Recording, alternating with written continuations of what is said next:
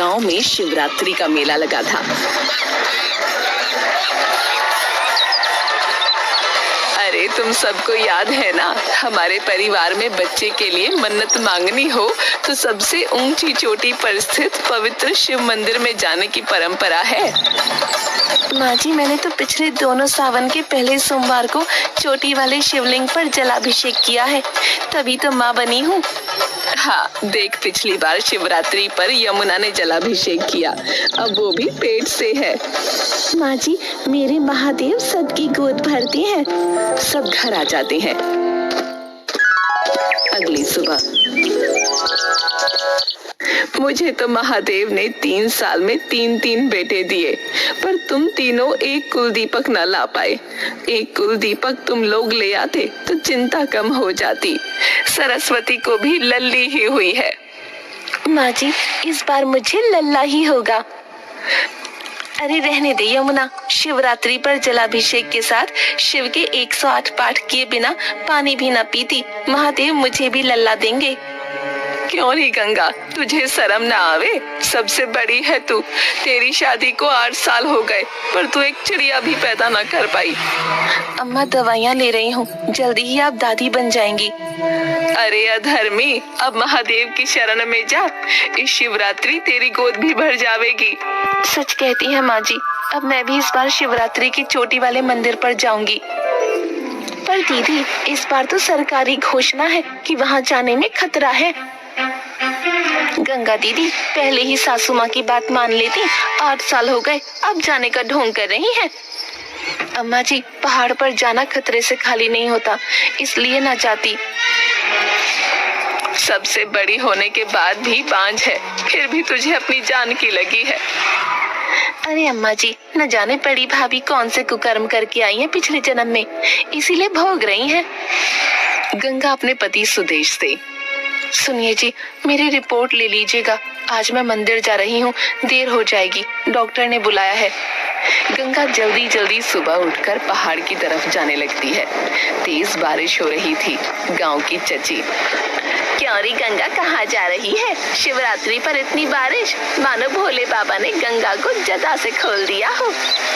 अरे चची, अम्मा की बात ना मानकर बड़ी गलती की मैंने। देखो ना, मेरी दोनों देवरानियों को बच्चे हो गए, पर मैं अभी तक लल्ला का इंतजार कर रही हूँ। अरे क्या तू पहाड़ वाले मंदिर जा रही है? और वहाँ मत जाना, सुना है तूफान आने वाला है। चची जो भी हो, आज शिवरात्रि है, शिवलिंग का अभिषेक किए बिना मैं वापस ना आऊंगी, वरना अम्मा को लगेगा मेरी भक्ति नकली है। पहाड़ पर चढ़ते समय अचानक बादल फट जाता है। गंगा पानी के तेज बहाव के साथ बह जाती है।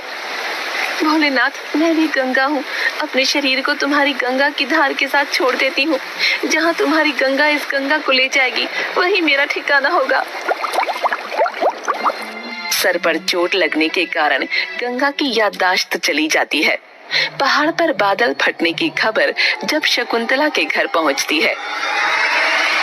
देखो बाबा ने क्या कर दिया, आज ये गंगा प्रभु के चरणों में गई और उन्होंने उसे अपने चरणों में ले लिया। हाय राम, न जाने गंगा दीदी का क्या हुआ होगा। ये क्या हो गया माँ? ये देखो, गंगा की रिपोर्ट आ गई है। वो गर्भवती थी, उसे तो ये खुद भी नहीं पता था। भैया, दीदी सबके ताने सुनकर टूट गई। मुझे विश्वास है गंगा जीजी के गर्भ से ही इस घर का कुल दीपक जन्म लेगा। रहने दे यमुना, सावन का महीना है, प्रभु ने उसकी रक्षा के बदले उसे बहा दिया। मतलब साफ है, गंगा बड़ी पावन थी। माँ जी, आप चिंता न करिएगा, इस घर का कुल दीपक तो मेरी कोख से जन्म लेगा।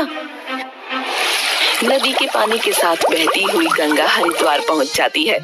उसका सिर चट्टानों से टकराने की वजह से वो अपनी याददाश्त खो बैठती है, जहाँ उसे एक साधु मिलता है।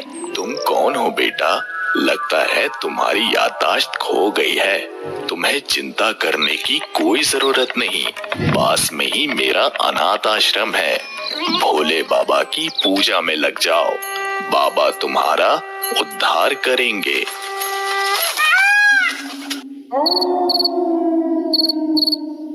गंगा दिन रात भोले बाबा की पूजा करती और आश्रम के अनाथ बच्चों के साथ समय गुजारती। कुछ समय बाद वो एक सुंदर से बेटे को जन्म देती है।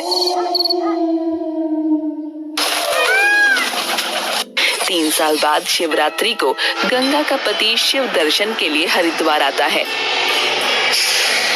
और आरती के समय उसे अचानक गंगा दिख जाती है। जय भोले बाबा की। गंगा, गंगा सुनो, तुम गंगा ही हो ना? मैं कब से तुम्हें ही ढूंढ रहा हूँ, सालों से तुम्हें ढूंढ रहा हूँ, मेरी बात सुनो। लेकिन गंगा उसे पहचान नहीं पाती और उसके मुंह पर एक जोरदार थप्पड़ मारकर भीड़ में खो जाती है। सुदेश वापस आकर अपनी माँ को ये बात बताता है। सब गंगा को ढूंढने की कोशिश करते हैं पर गंगा कहीं नहीं मिलती। बेटा, भूल जा गंगा को। तूने गंगा को नहीं देखा, तुझे कोई शक हुआ होगा। अगर वो जीवित होती तो अब तक घर न वापस आती। मैं जानती हूँ, मैं ही हूँ तेरी अपराधी। मुझे माफ कर दे बेटा, तू दूसरी शादी कर ले। ऐसा कभी नहीं होगा माँ। मैं बिना शादी करे ही गंगा को इतने खराब मौसम में पहाड़ पर भेजने का पश्चाताप करते हुए अपनी जिंदगी गुजार दूंगा। धीरे धीरे 7 साल गुजर जाते हैं और शिवरात्रि फिर आती है। ओम नमः शिवाय, ओम नमः शिवाय। माँ, तुम हर समय अपने चेहरे को ढककर क्यों रखती हो? न जाने क्यों बेटा, मुझे भोले बाबा के सिवाय कुछ देखने का मन नहीं करता, इसलिए हमेशा अपना चेहरा घूंघट से ढककर रखती हूँ। भोले बाबा की पूजा क्यों करती हो? उन्होंने तो हमें सबसे अलग कर दिया। ऐसा नहीं कहते बेटा, भगवान जो करता है उसके पीछे बड़ी लीला छुपी होती है। भोले बाबा तो बहुत भोले हैं, वो जो करेंगे अच्छा ही करेंगे। इसका मतलब है भोले बाबा की पूजा मैं भी कर सकता हूँ। मैं भोले बाबा से जो मांगूंगा क्या वो मुझे दे देंगे? हाँ हाँ, क्यों नहीं। सच्चे मन से जो मांगता है भोले बाबा उसे सब कुछ दे देते हैं। गंगा का बेटा भी गंगा के साथ रोज भोले बाबा की आराधना करने लगता है। दूसरी तरफ शकुंतला के घर सिर्फ लड़कियों का ही जन्म होता है। हे महादेव, हमसे क्या भूल हो गई जो तूने घर में बस कन्याएं ही दी, कुलदीपक नहीं भेजा। हमारे बाद हमारा नाम लेने वाला कौन होगा? माँ जी, मुझे तो डॉक्टर बता चुका है कि अब बालक ना होगा। सरस्वती जीजी का टेस्ट भी सही ना है। अब कुलदीपक को भूल जाओ। मेरे महादेव बड़े दयालु हैं। मुझे विश्वास है मेरे घर कुलदीपक जरूर आएगा। इस बार शिवरात्रि में पैदल हरिद्वार चलते हैं। महादेव हमारी कठिन भक्ति देखकर जरूर प्रसन्न होंगे। माँ जी, भोले बाबा ने कुलदीपक आने का रास्ता ही बंद कर दिया है। आप क्यों ऐसी आशा रख रही हैं? वैसे भी माँ, यहाँ से हरिद्वार का रास्ता बड़ा ही खतरनाक और घुमावदार है। फिर हरिद्वार के लिए डायरेक्ट ट्रेन जाती है। सब गंगा को सताने का नतीजा है। बहू गंगा को जबरदस्ती भेजने का पाप धोने तो मुझे पैदल ही जाना होगा। तुम सब ट्रेन से आ जाना। वो ऐसा ही करते हैं।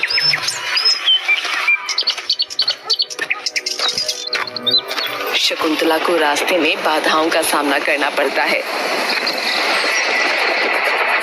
उसके पैर दर्द से उठ नहीं रहे थे।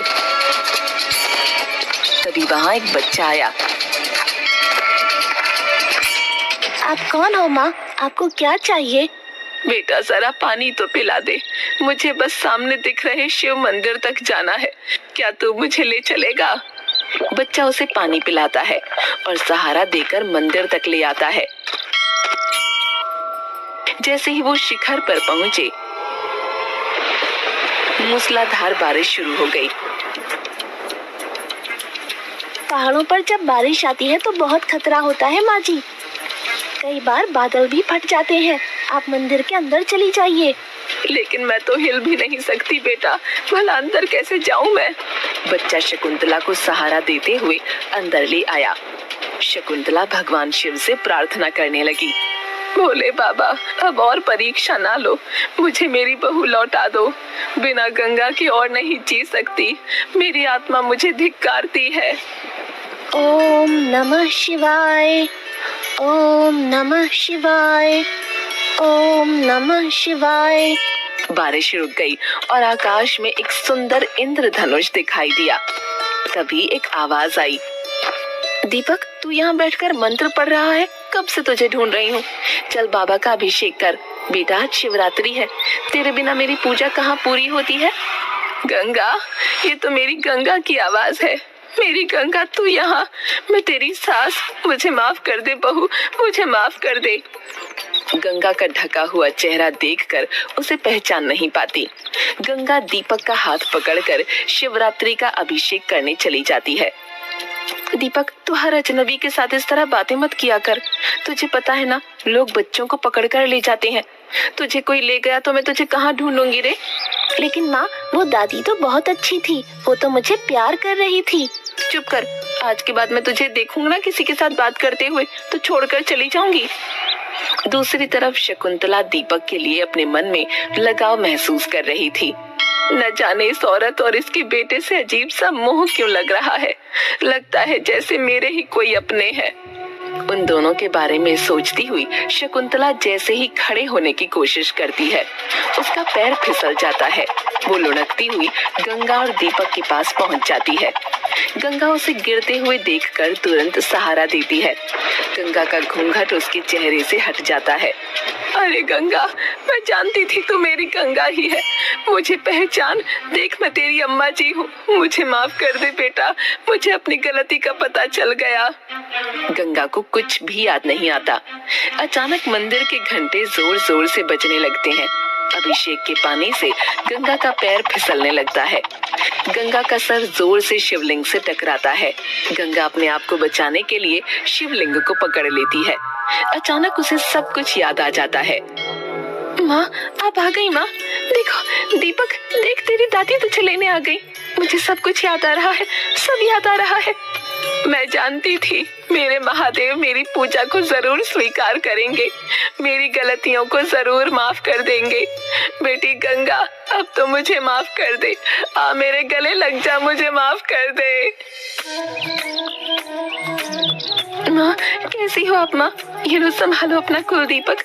शिवरात्रि में ही भोले बाबा ने मुझे अपनी शरण में लिया था और शिवरात्रि में ही मुझे अपने घर वापस भेज रहे हैं। तभी यमुना और सरस्वती भी पहुंच जाती हैं। गंगा दीदी, हमें क्षमा करो, हम सब स्वार्थ में अंधे हो गए थे। अब घर चलो, अपने कुल दीपक का इंतजार सब कर रहे हैं। हाँ बहनों, चलो घर चलें। शिवरात्रि पर भोले बाबा ने हमारी भक्ति का फल हमें दे दिया। हमारे घर का कुल दीपक आ गया। तो आप मेरी दादी हो, मैं आ गया हूँ ना। अब चिंता मत करो, मैं आपको सहारा दूंगा। मेरा हाथ पकड़ो और चलो। बच्चे की बात सुनकर सब हंसने लगते हैं। उस दिन से गंगा, यमुना और सरस्वती भगवान शिव के प्रति और भी अधिक समर्पित हो जाती हैं। तीनों बहुएं घर के कुल दीपक को गंगा के साथ वापस घर ले आती हैं।